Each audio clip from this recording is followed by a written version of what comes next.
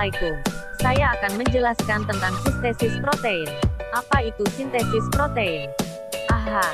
Sintesis protein adalah proses pembentukan partikel protein, yang di dalamnya melibatkan sintesis RNA yang dipengaruhi oleh DNA. Protein juga adalah proses di mana kode genetik yang dibawa oleh gen akan diterjemahkan menjadi urutan asam amino. Asam amino ini akan membentuk protein, sedangkan protein nantinya akan berfungsi sebagai zat penyusun dalam tubuh.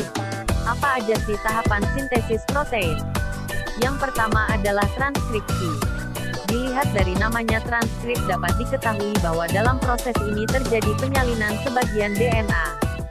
Kenapa harus disalin? Biar apa coba? Jadi, begini ya, DNA terletak di nukleus, sedangkan proses pembentukan protein berlangsung di ribosom yang letaknya di sitoplasma.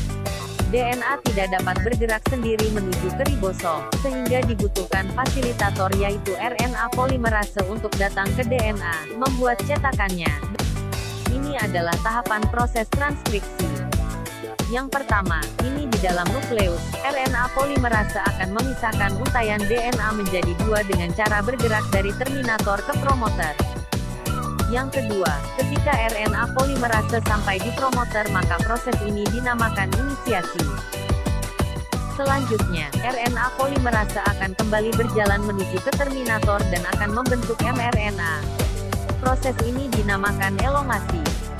Terakhir, ketika RNA polimerase dan mRNA telah sampai di terminator, maka proses transkripsi selesai.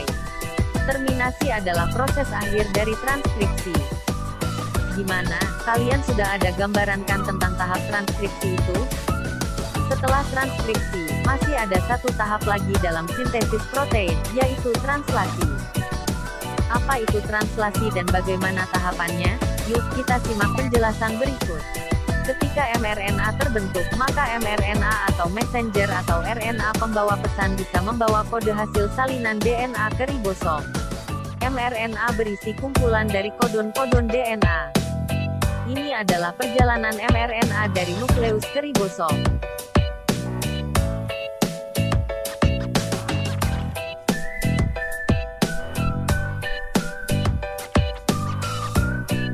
Setelah tiba di ribosom, maka proses translasi dapat dimulai.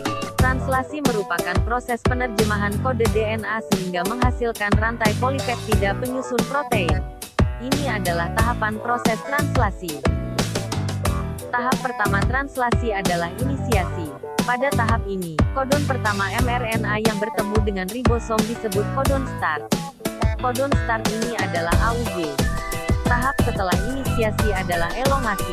Pada tahap ini kodon yang dibawa mRNA akan diterjemahkan menjadi asam amino. Setelah itu, masing-masing asam amino akan digabungkan oleh tRNA membawa asam amino untuk disusun menjadi protein. Gabungan dari asam amino tersebut akan membentuk rantai polipeptida.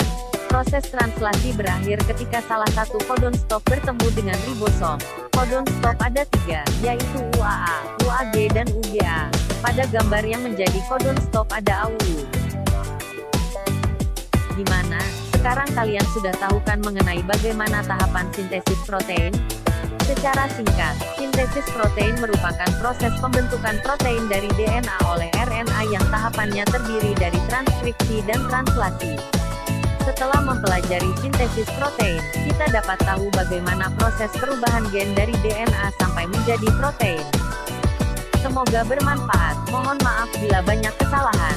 Sekian dan terima kasih. Wassalamualaikum warahmatullahi wabarakatuh.